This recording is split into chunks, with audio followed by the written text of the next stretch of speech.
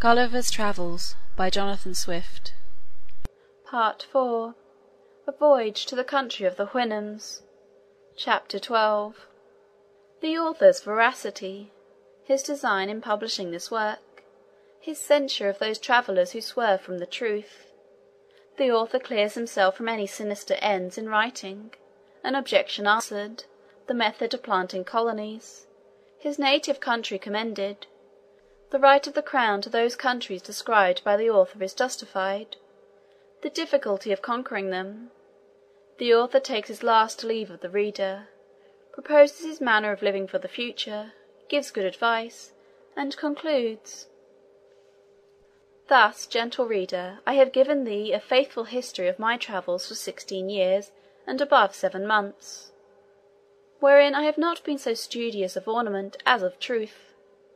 I could, perhaps, like others, have astonished thee with strange and probable tales, but I rather chose to relate plain matter of fact in the simplest manner and style, because my principal design was to inform and not to amuse thee.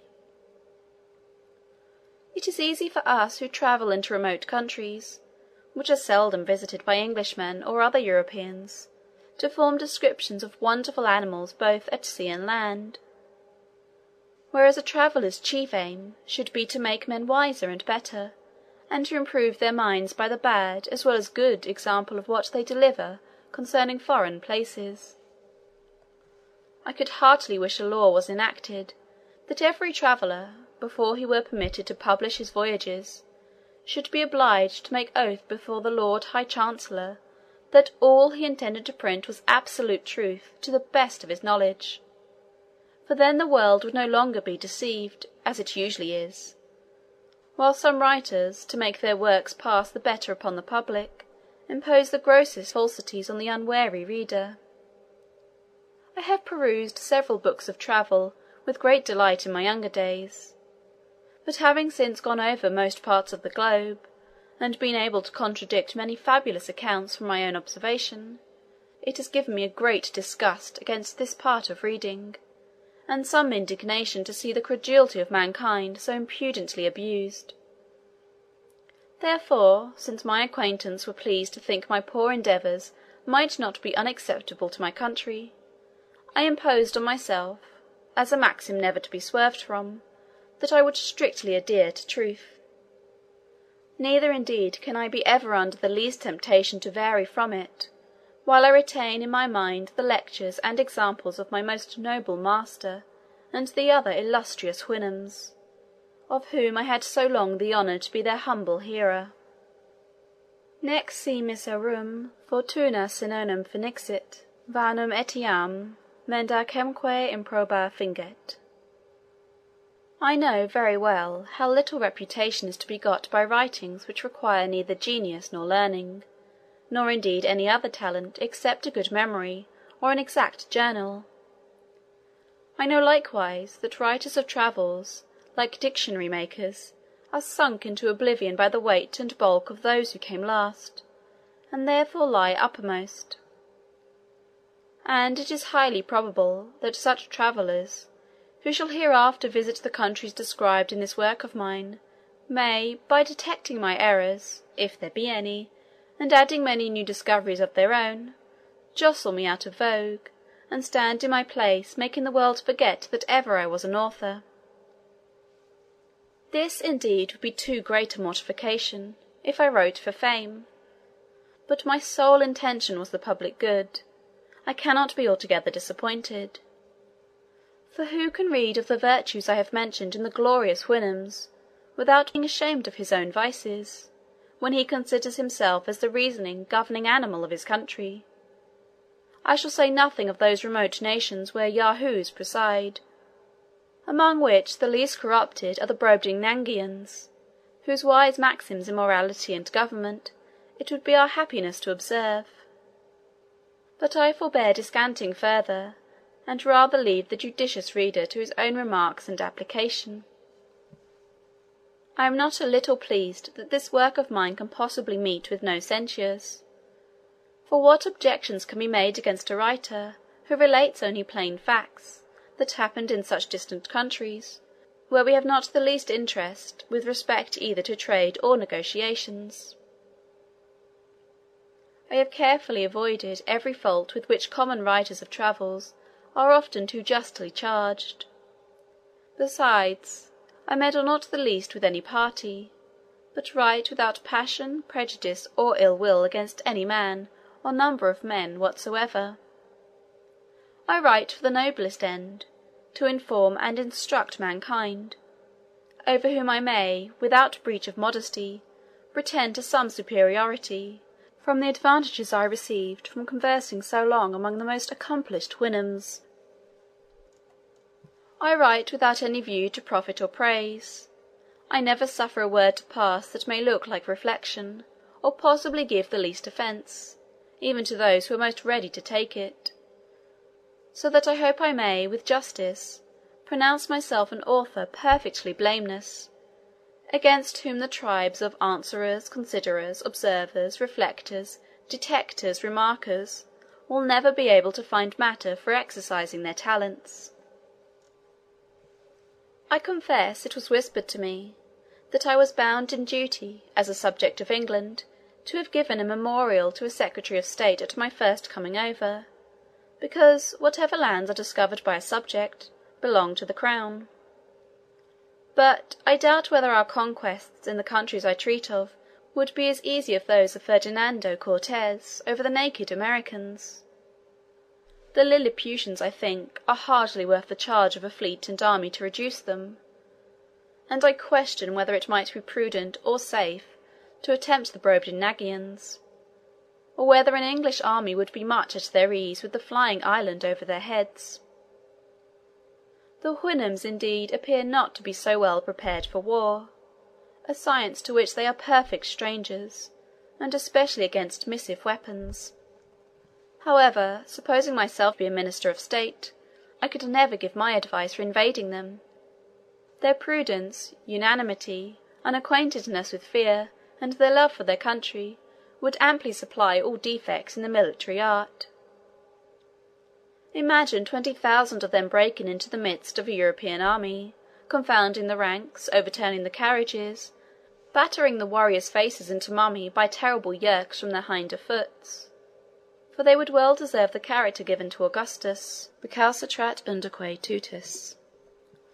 But, instead of proposals for conquering that magnanimous nation, I rather wish they were in a capacity, or disposition, to send a sufficient number of their inhabitants for civilizing Europe, by teaching us the first principles of honour, justice, truth, temperance, public spirit, fortitude, chastity, friendship, benevolence, and fidelity; the names of all which virtues are still retained among us in most languages, and are to be met with in modern as well as ancient authors, which I am able to assert from my own small reading. But I had another reason which made me less forward to enlarge his Majesty's dominions by my discoveries. To say the truth, I had conceived a few scruples with relation to the distributive justice of princes upon those occasions. For instance, a crew of pirates are driven by a storm they know not whither. At length the boy discovers land from the topmast. They go on shore to rob and plunder. They see a harmless people, are entertained with kindness. They give the country a new name, they take formal possession of it for their king, they set up a rotten plank or a stone for a memorial, they murder 2 or 3 dozen of the natives, bring away a couple more by force for a sample, return home, and get their pardon. Here commences a new dominion acquired with a title by divine right. Ships are sent with the first opportunity, the natives driven out or destroyed, their princes tortured to discover their gold, a free license given to all acts of inhumanity and lust, the earth reeking with the blood of its inhabitants. And this execrable crew of butchers, employed in so pious an expedition, is a modern colony, sent to convert and civilize an idolatrous and barbarous people. But this description, I confess, does by no means affect the British nation, who may be an example to the whole world for their wisdom, care, and justice in planting colonies. Their liberal endowments for the advancement of religion and learning, their choice of devout and able pastors to propagate Christianity, their caution in stocking their provinces with people of sober lives and conversations from this the mother kingdom, their strict regard to the distribution of justice in supplying the civil administration through all their colonies with officers of the greatest abilities, utter strangers to corruption, and, to crown it all, by sending the most vigilant and virtuous governors, who have no other views than the happiness of the people over whom they preside, and the honour of the king their master. But as those countries which I have described do not appear to have any desire of being conquered and enslaved, murdered, or driven out by colonies, nor abound either in gold, silver, sugar, or tobacco, I did humbly conceive they were by no means proper objects of our zeal, our valour, or our interest. However, if those whom it more concerns think fit to be of another opinion, I am ready to dispose, when I shall be lawfully called, that no European did ever visit those countries before me. I mean, if the inhabitants ought to be believed, unless a dispute may arise concerning the two Yahoos, said to have been seen many years ago upon a mountain in Houyhnhnmland. But as to the formality of taking possession of my sovereign's name, it never once came into my thoughts, and if it had, yet as my affairs then stood, I should perhaps, in point of prudence and self-preservation, have put it off to a better opportunity. Having thus answered the only objection that can ever be raised against me as a traveller, I here take a final leave of all my courteous readers, and return to enjoy my own speculations in my little garden at Redriff, to apply those excellent lessons of virtue which I learned among the Houyhnhnms, to instruct the Yahoos of my own family, as far as I shall find them docible animals, to behold my figure often in a glass, and thus, if possible, habituate myself by time to tolerate the sight of a human creature, to lament the brutality to Houyhnhnms in my own country, but always treat their persons with respect, for the sake of my noble master, his family, his friends, and the whole Houyhnhnm race, whom these of ours have the honour to resemble in all their lineaments, however their intellectuals come to degenerate. I began last week to permit my wife to sit at dinner with me, at the farthest end of a long table, and to answer, but with the utmost brevity, the few questions I asked her. Yet the smell of a Yahoo continuing very offensive, I always keep my nose well stopped with rue, lavender, or tobacco leaves. And, although it be hard for a man late in life to remove old habits, I am not altogether out of hopes, in some time, to suffer a neighbour Yahoo in my company, without the apprehensions I am yet under of his teeth or his claws. My reconcilement to the Yahoo kind in general might not be so difficult, if they would be content with those vices and follies only which nature has entitled them to. I am not in the least provoked at the sight of a lawyer, a pickpocket, a colonel, a fool, a lord, a gamester, a politician, a whoremonger, a physician, an evidence, a suborn, an attorney, a traitor, or the like. This is all according to the due course of things. But when I behold a lump of deformity and disease, both in body and mind, smitten with pride, it immediately breaks all the measure of my patience. Neither shall I ever be able to comprehend how such an animal and such a vice could tally together.